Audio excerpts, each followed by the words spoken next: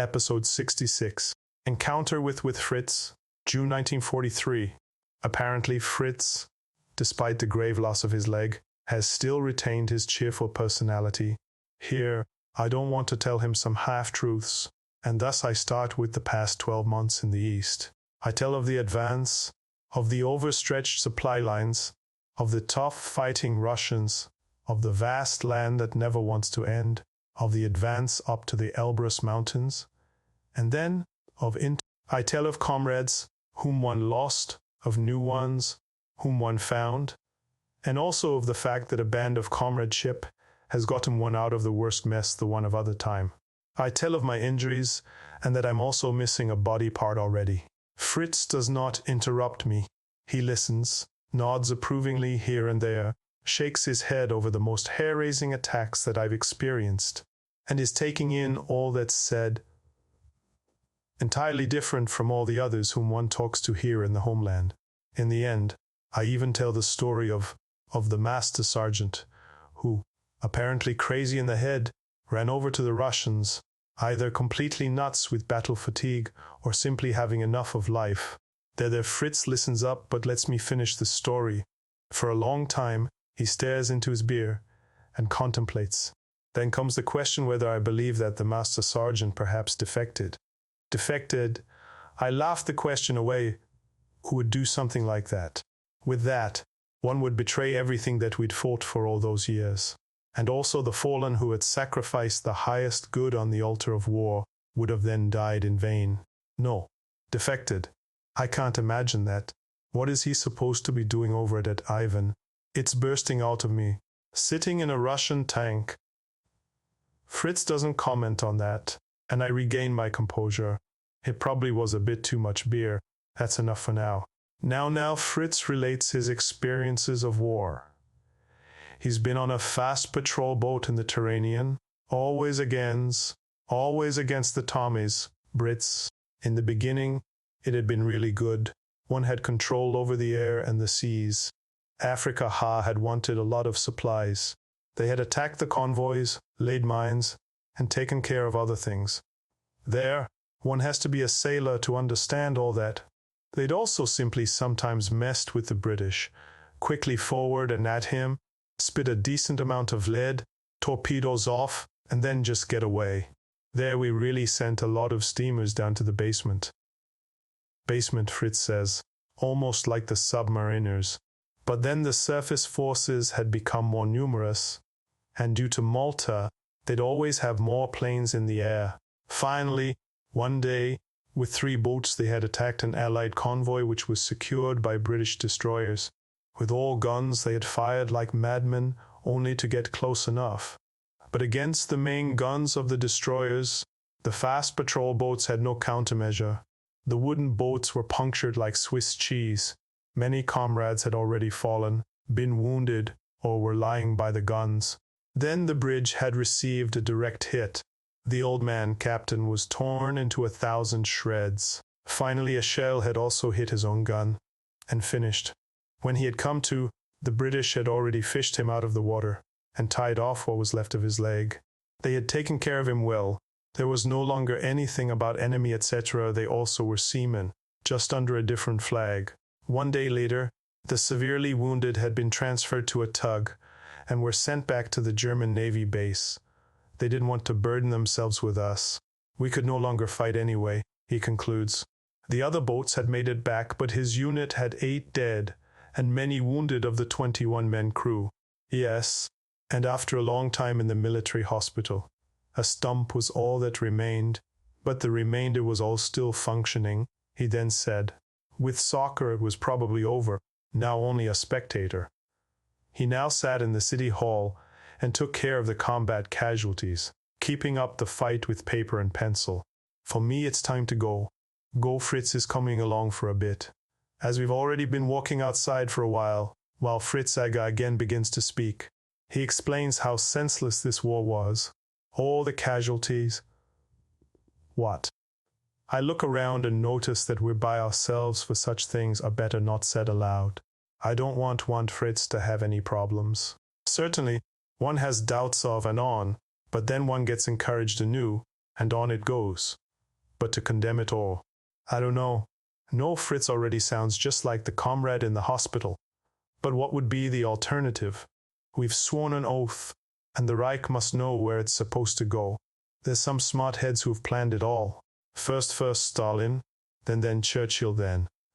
Then no one in led to touch us will be able to touch us.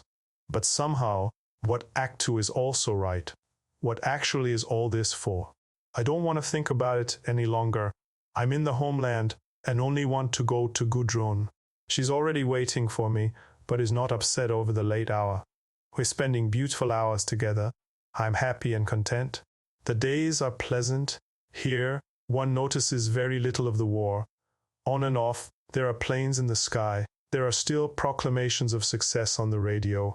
One has the impression, even after 4 years of war, the people are still confident that we're on the right path.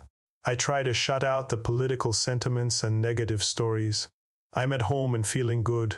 Even if my time here is coming to an end, I try to use every minute to be with my precious Gudrun.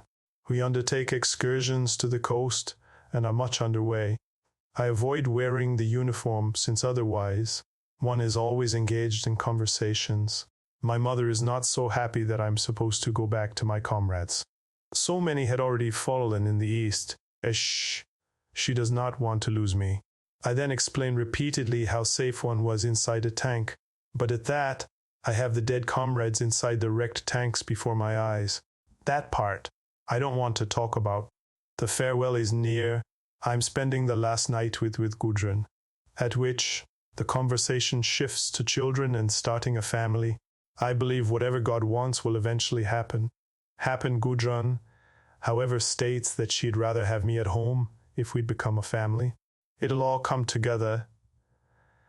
It's my motto. We'll master that as well.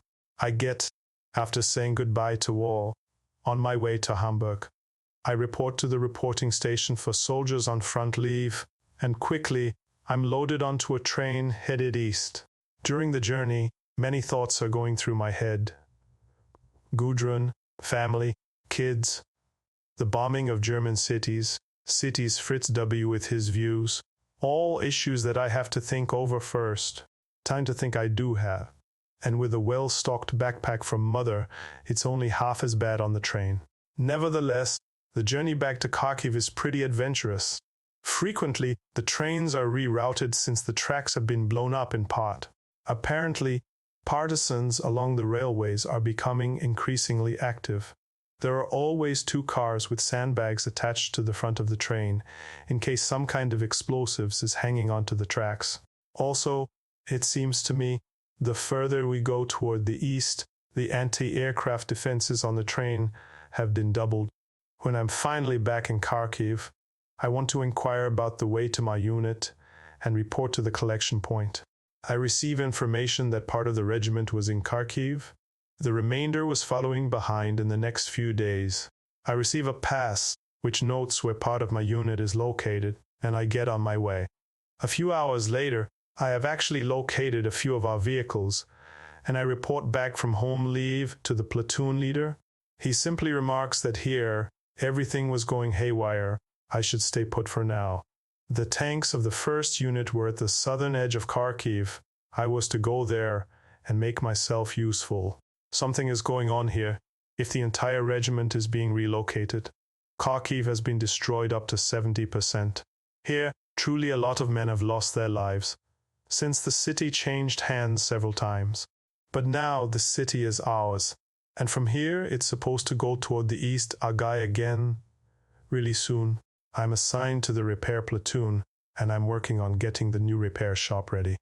Tools and machine parts are offloaded, and many crates are placed in the corners of the warehouse. Already, 2 tanks are coming in, one with a defective transmission, the other with a defective turret hydraulic system. I help out where I can. In the evening, I'm assigned quarters with the repair crew. Here, I'm able to work along on some of the vehicles.